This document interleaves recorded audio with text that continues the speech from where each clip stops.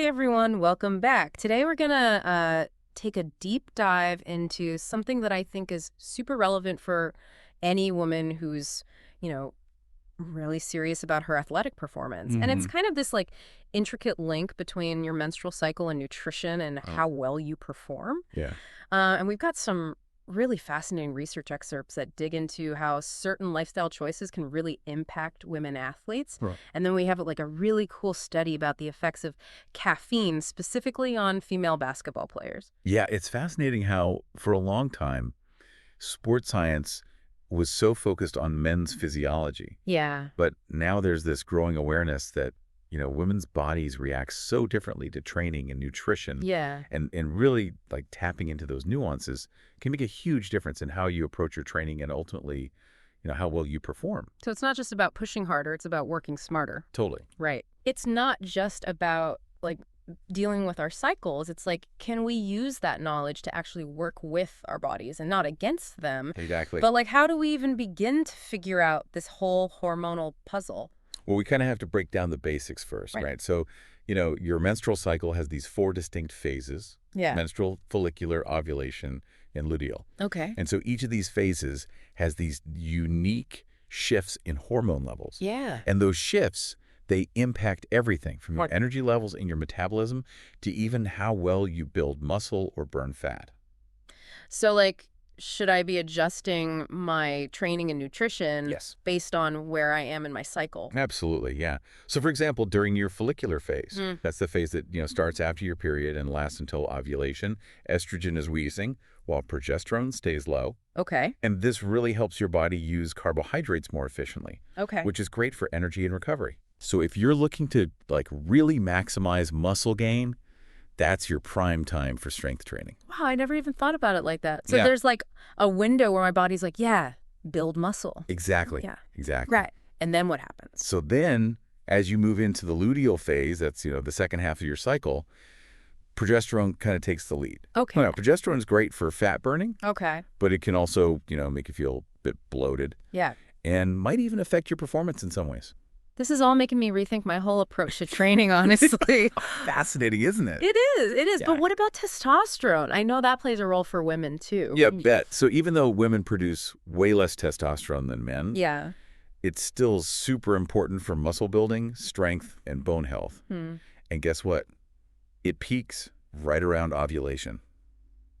Ah. What? Yeah. So that's when you're naturally at your most powerful. So ovulation is like our superpower phase. Exactly. Think of it that way. This is so cool. Yeah. But I'm thinking, what about women who are on birth control? Right. Does that throw everything off? It definitely adds like a layer of complexity, right? Okay. So different types of birth control have different effects on your hormone levels, Gotcha. which in turn, influence how you respond to training and nutrition. Yeah. There's so much to consider. Yeah. So let's start with the pill. Okay. How do those affect this whole hormonal symphony that we're Yeah. talking about? So birth control pills, they mainly work by stopping ovulation.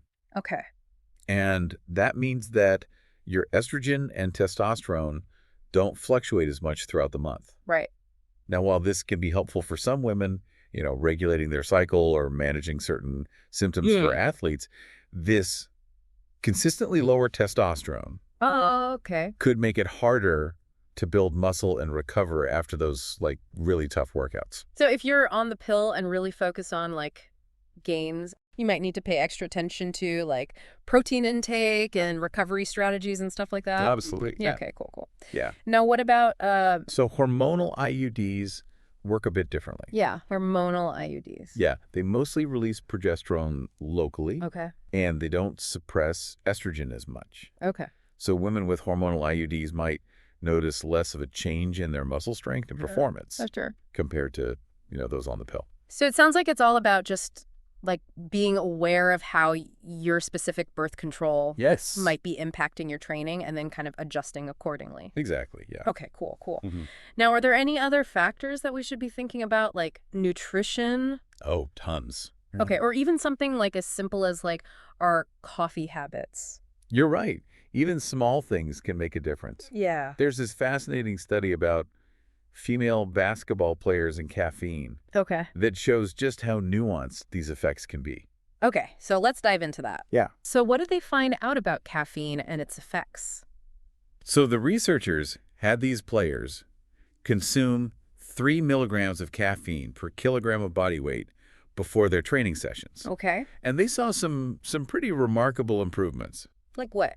The players' jump height and agility scores went up, especially in this test called the 505 agility test. Hold on, so like better jumps and agility? Yeah. That's huge. Was there anything else? Yeah, it gets even more interesting. Okay. The caffeine actually improved their 2-point field goal accuracy. Whoa. So it wasn't just boosting, their physical abilities, Right. but maybe even like their mental focus and Yeah. performance too, That's incredible. right? Yeah, but I remember reading something about potential side effects too. You're right. Yeah. So the study did find that while the caffeine, had those benefits, it also led to more instances of tachycardia, Oh, got a okay. really fast heart rate, Right. and this like heightened feeling of activeness. Mhm. So this really highlights like the need to personalize your caffeine strategy, Yeah. especially if you're an athlete. So it's not about everyone chugging coffee before they hit the gym. Yeah. It's about figuring out like what works for your body and your goals. Exactly. And be experimenting with different amounts Yep. and when you have it. For sure. And of course, talking to like a doctor or sports nutritionist is always a good idea. Always a good idea. Yeah. Cool. Yeah. Cool. Yeah. This is already so much to think about, and I Mhm. can't wait to hear more about how to actually put all of this into practice. Yeah, we'll get into that Yeah. for sure. But before we move on to part 2, Okay. is there anything else you think we should highlight from the research? I remember reading something about sleep and low-carb training. You have a great memory. Yeah. Yeah. So there's this study that looked at a 12-week sleep low, crane low protocol. Okay. And it basically involves like strategically limiting carbs Okay. before and after training. And what they found is that it actually increased fat oxidation and ketone production Okay. in women who trained recreationally, and all without like negatively impacting their performance. Wait, so they were limiting carbs, but their performance still improved? It is counterintuitive, right? Yeah, especially for like endurance athletes. I would think you'd want more carbs. Yeah, totally. Yeah. But this study suggests that by like carefully adjusting your carb intake, Yeah. you can actually train your body to use fat for fuel more efficiently, Oh, wow. which could lead to better endurance over time. Okay. Of course, we need more research to know for sure Yeah. what the long-term effects are, but it definitely shows like how complex the interplay between nutrition, training, and the menstrual cycle can be. It sounds like we've only just scratched the surface of all this. This is Yeah. all so eye-opening. It really shows that a one-size-fits-all approach just Yeah. doesn't work. It doesn't. Especially for women. Yeah, absolutely. So what's like the biggest takeaway you want people to walk away with from this first part of our deep dive? I think the key takeaway is this. By understanding your hormonal fluctuations, you can work with your body, not against it, right? Right. It's about giving yourself the power to make smart choices Yeah. about your training and nutrition based on, what's happening inside you. Yeah, I love that. Amazing. Can't wait to unpack that in our next session. We'll dive deeper. Yeah. Sure. But before we wrap up this part, is there anything else you want to leave our listeners with, something to think about while we're gone? Here's a question to ponder. Yeah. If something as seemingly insignificant as caffeine can have such a specific effects based on where you are in your cycle, Right. what other areas of training and nutrition could benefit from a more cycle-aware approach? Ooh. Yeah, it's something to consider as we move forward. Yeah, that's a really good question. Hmm. I like that. Yeah, Yeah. cool. Welcome back.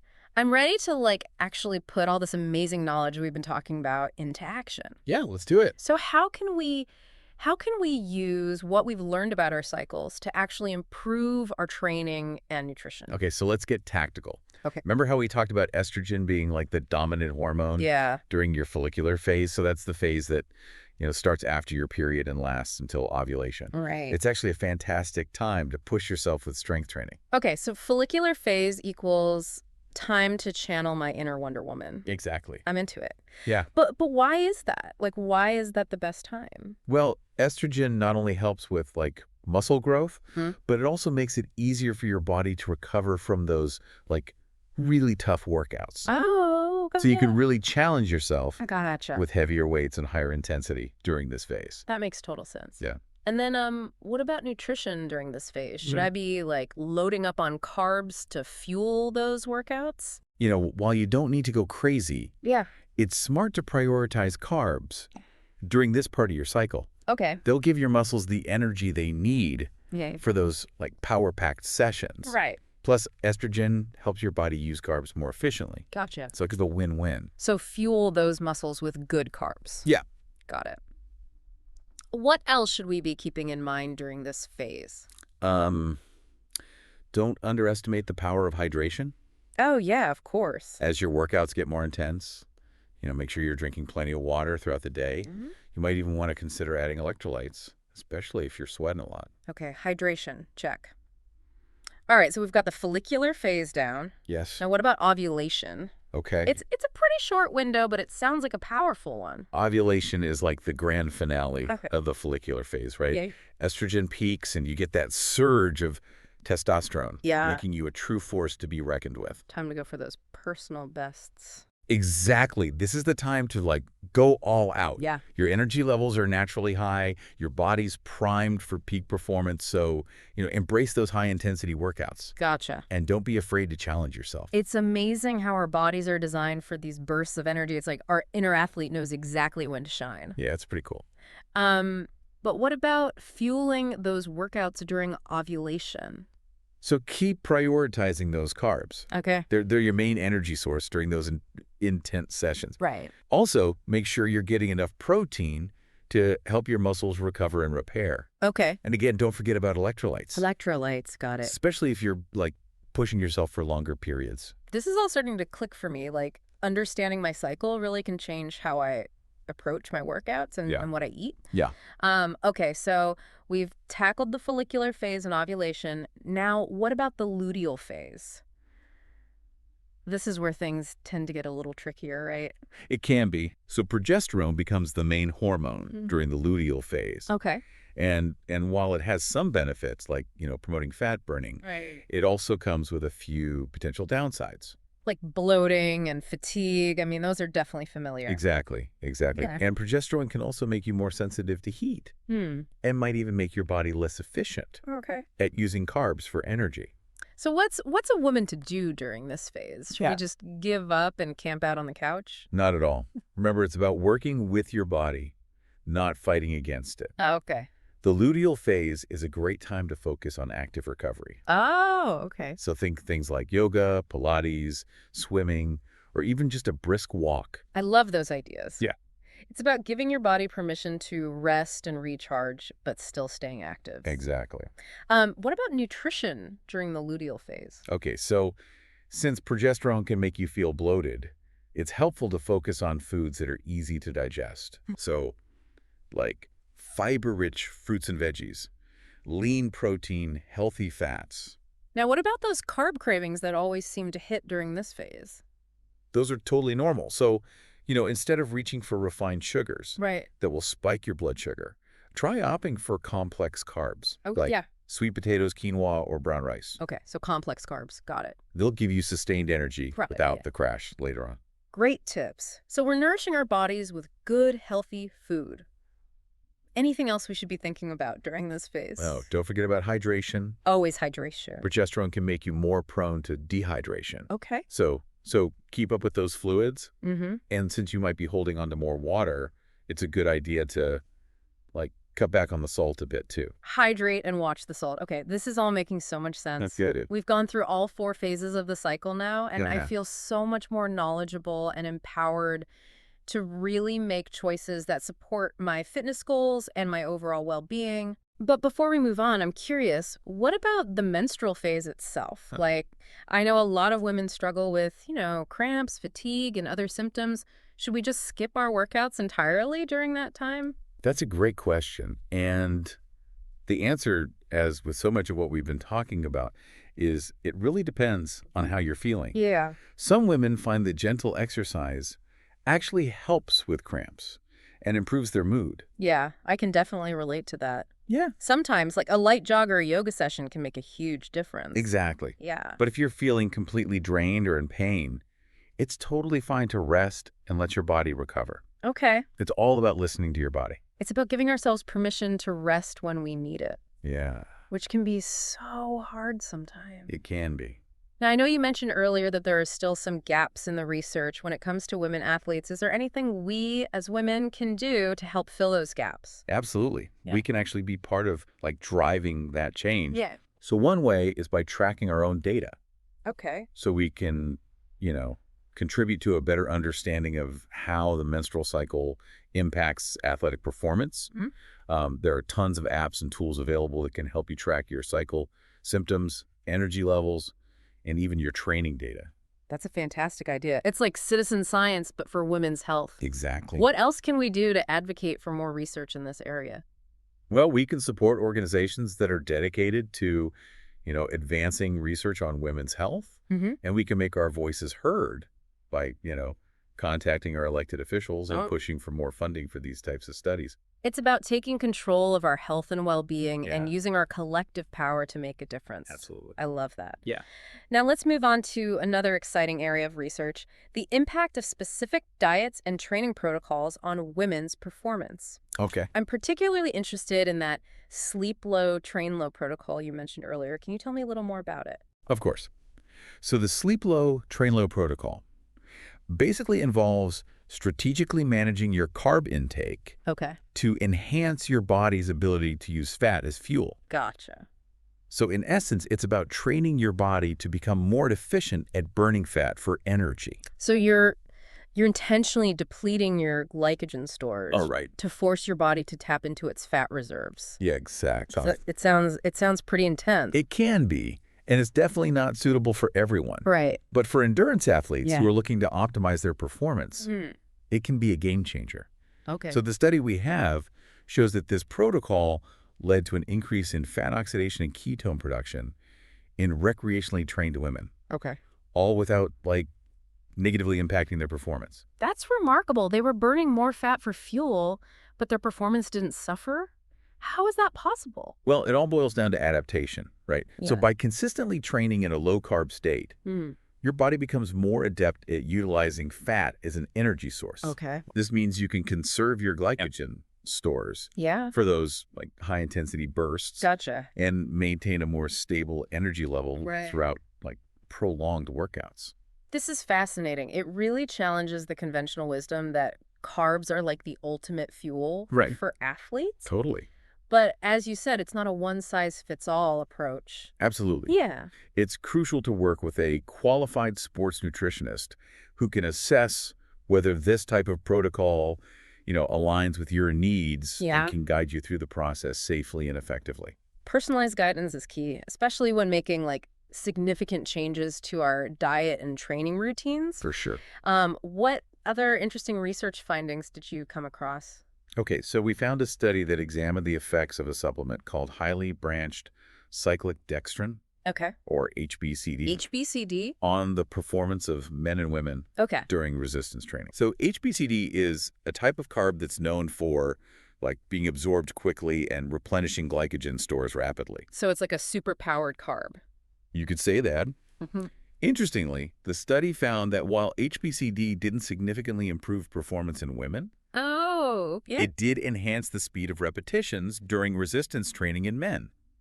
That's intriguing. Yeah. Yet another example of how men and women might respond differently to Yeah. the same dietary interventions. Totally. Yeah. What do you think accounts for those differences? Well, there are a number of factors that could contribute to these variations, including differences in hormones, metabolism, and even the composition of muscle fibers. This underscores the need for more research focused specifically on female athletes. For sure. We need to move away from those generalized approaches based on data from men and develop strategies that are tailored to women's unique physiology. Yeah, 100%. Now let's shift our focus to another critical element of athletic performance. Yeah. Recovery. Yes, recovery is just as important as the workouts themselves, It is. if not more so. Yeah. What insights did the research provide on this front? So we found some compelling evidence suggesting that women might benefit from different recovery strategies compared to men. Really? Yeah. Tell me more. So one study highlighted that women experience greater muscle damage and inflammation Okay. after eccentric exercise. Okay, an eccentric exercise, that's the type of movement where your muscles lengthen under tension, Yes, right? exactly. Yeah, Like lowering a weight during a bicep curl. exactly. Yeah. Yeah. And since women tend to experience more muscle damage after this type of exercise, Yeah. it's crucial to prioritize recovery strategies that address inflammation and promote muscle repair. So what are some specific recovery recommendations for women? So ensuring adequate protein intake is vital, Oh, as protein provides the building blocks for muscle repair. right.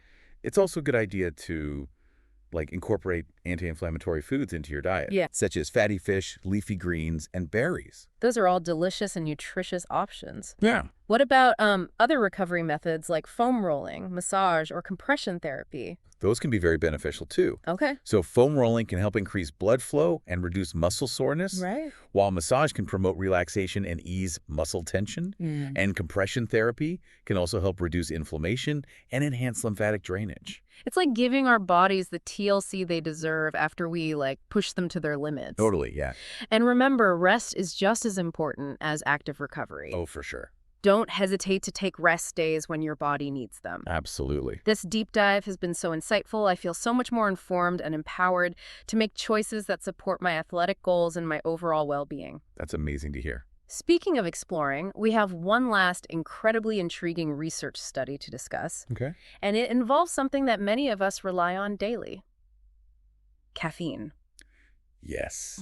The study on female basketball players and caffeine. Yeah. This was particularly fascinating because it highlights how a seemingly minor dietary choice can have a significant impact on athletic performance. And how those effects can be further influenced by the menstrual cycle, right? Precisely. Yeah. So the study found that caffeine consumption led to improvements in jump height, agility, and even two-point field goal accuracy in female basketball players. I remember you mentioning those findings earlier. Yeah. But what I find most interesting is that these effects seem to be most pronounced during certain phases of the menstrual cycle. You're right. Yeah. So the researchers observed that the performance-enhancing effects of caffeine Yeah. were greater during the follicular phase when estrogen is dominant, Yeah. compared to the luteal phase when progesterone takes over. So it's not just about whether or not you have caffeine, Yeah. but when you have it in relation to your cycle. Exactly, yeah. So how can our listeners use this information to their advantage? So if you regularly consume caffeine and you're looking to get the most benefit from it, Yeah. it might be worth experimenting with the timing of your intake. You could Mhm. try consuming caffeine before your workouts during your follicular phase and see how your body responds. And of course, it's always important to be mindful of your overall caffeine intake and listen to your body. Yeah, absolutely. If you're experiencing any negative side effects like jitters, anxiety, or difficulty sleeping, it's best to, cut back or avoid it altogether. For sure. All right, before we wrap up this part of the episode, Okay. I want to leave our listeners with a thought-provoking question. Okay, I love a good brain teaser. What is it? If something as seemingly insignificant as caffeine can have such subtle effects Yeah. depending on the menstrual cycle, Yeah. what other areas of our training and nutrition might benefit from a cycle-aware approach? Oh, that's a great question. That's something I hope our listeners will really consider. Yeah. We've only just scratched the surface of this fascinating topic, and there's so much more to discover. Yeah. Join us for part 3, Yes. where we'll explore the psychological and emotional aspects of women's athletic performance Okay. and the menstrual cycle.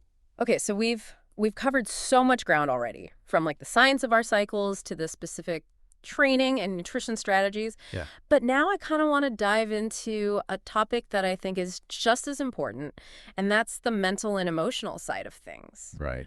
Because for me, I know my mood and motivation can really fluctuate throughout the month. Oh, absolutely. And that's something that, so many women experience. And it makes sense, right? Yeah. Our mental and emotional states have a huge impact on how we perform physically. Totally. And, those hormonal shifts throughout our cycle can definitely play a role in that. Yeah. They can influence everything from our mood and energy levels Yeah. to how stressed we feel, how confident we are. It's like riding an emotional roller coaster sometimes. Some days you feel unstoppable, and other days just getting out of bed feels like a workout in itself. That's a perfect way to describe it. Yeah. And it's important to remember that these fluctuations are totally normal. Yeah. They're a natural part of being a woman. So how can we learn to manage those ups and downs, Yeah. especially when it comes to our athletic performance? Mm. Well, I think the first step is simply being aware of what's going on, Right. right? And- Once you understand how your hormones are affecting your mental and emotional state, Yeah. you can start to anticipate those shifts and find ways to kind of work with them. That makes sense. So, for example, I know a lot of women experience more anxiety and irritability during the luteal phase when progesterone is higher. Could that affect, how they perform, especially if they're already prone to feeling like pressure during competition? Absolutely. Yeah, that's why, having some go-to coping mechanisms during that phase Hmm. can be really helpful. Things like, deep breathing exercises, meditation, or yoga can be great for managing stress. So it's like giving yourself permission to slow down and prioritize self-care during that time. Exactly. Yeah. And, getting enough sleep, eating nourishing foods, spending time in nature, Right. all of those things can make a big difference. And let's not forget about those mood swings. Oh, yeah. It's pretty common to feel a bit down in the days leading up to your period, and that can definitely zap your motivation and energy. It totally can. Yeah, I've been there. Some days it's just tough to find the energy for even a short workout. But here's the thing. Exercise can actually be a really powerful mood booster. Oh, okay. Even if it's just a gentle walk or a relaxing yoga session, physical activity releases endorphins, Yeah. which have those mood-lifting effects. So even though it might feel counterintuitive Yeah. to exercise when you're not feeling your best, Right. it could actually help you feel better. Okay, so let's talk about another important aspect of mental and emotional well-being, Okay. and that's body image. This can be a sensitive topic, but I think it's one we need to address For sure. because many women struggle with body image issues, and, the hormonal changes throughout the month can sometimes make those struggles even harder. Absolutely. I know I've definitely felt more self-conscious about bloating and water retention Yeah. during certain parts of my cycle. Totally normal. It can be tough to feel good in your own skin Yeah. and your clothes feel like they don't fit the same way. And it's important to remember that those changes are temporary and completely normal. Yeah. They don't reflect your worth or your progress. That's a great reminder, but how can we work towards having a more positive body image even when those hormonal fluctuations are happening? Well, I think practicing self-compassion is key, right? Be kind to yourself, focus on all the incredible things your body can do, Yeah. rather than getting hung up on perceived flaws. So it's about shifting our mindset from criticism to appreciation, Exactly. which is which is so important. It is. And it also helps to surround yourself with positive people Oh, yeah. who support and uplift you. 100%. Our social circle can have a big impact on how we feel about ourselves. For sure. Speaking of feeling good, what about confidence? Right. It's such a crucial ingredient for athletic success, but I imagine it can fluctuate throughout the cycle too, right? You're absolutely right. Yeah. Hormonal shifts can impact our self-perception and how much we believe in our own abilities. Right. For instance, some women experience a dip in confidence Yeah. in the days leading up to their period when estrogen levels drop. So how can we maintain a steady level of confidence even when our hormones are doing their thing? Well, one helpful strategy is to focus on your strengths. Okay. Remind yourself of your past accomplishments Yeah. and all the skills you've developed over time. It's like building a highlight reel of your athletic achievements that you can draw on when you need a boost. Heck. And it's also important to set realistic goals, right? For sure. Don't get caught up comparing yourself to others. Yeah. Focus on your own progress Yeah, and celebrate every win, no matter how small. I love that. And while we're talking about taking care of ourselves, Yes. we need to address another topic that's often considered taboo, but is so important. Mental health. Absolutely. Mental health is just as important as physical health. It is. And it's something we need to talk about more openly, especially in the context of sports. 100%. Athletes face a lot of pressure, Yeah. and they're not immune to mental health challenges. Right. In fact, they might even be more susceptible because of the demands of their sport. That makes sense. Yeah.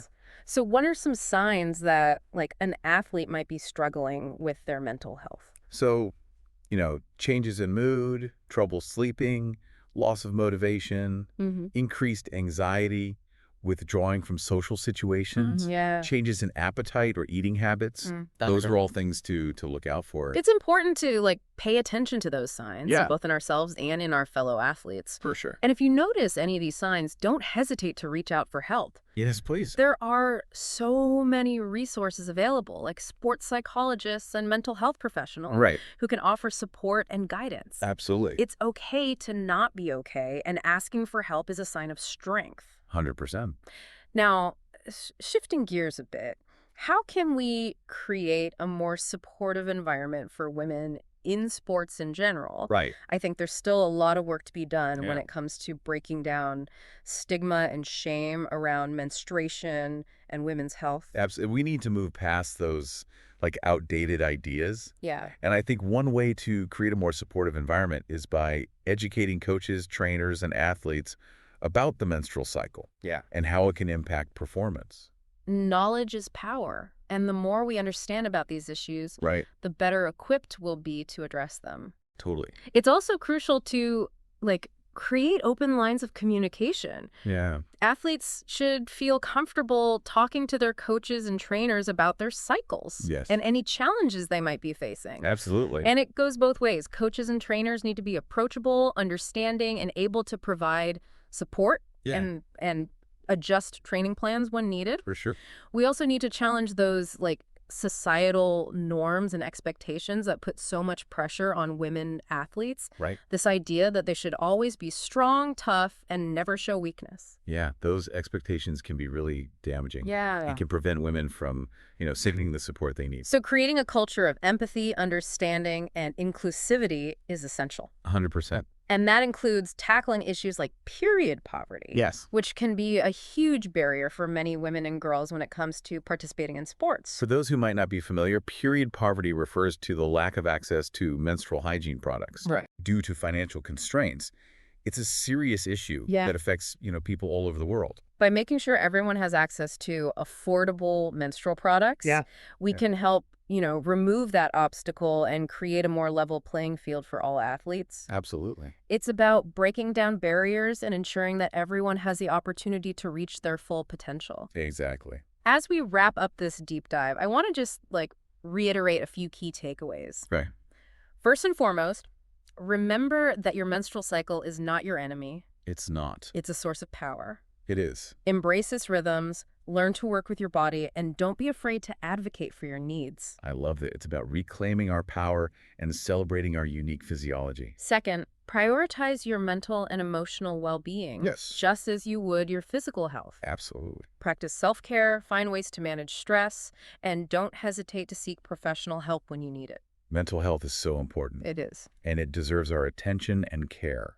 And finally, let's all continue to challenge the status quo, advocate for more research on female athletes, and create a more supportive and inclusive environment for women in sports. It's about working together to break down barriers, shatter stereotypes, and empower women to reach their full athletic potential. That's a great note to end on. Yeah. Thank you so much for joining us on this incredible journey. Yeah, this was fun. We hope you've gained valuable knowledge that will help you, optimize your performance and embrace your cycle. Keep pushing those boundaries. This is just the beginning. There's always more to learn and discover. Until next time.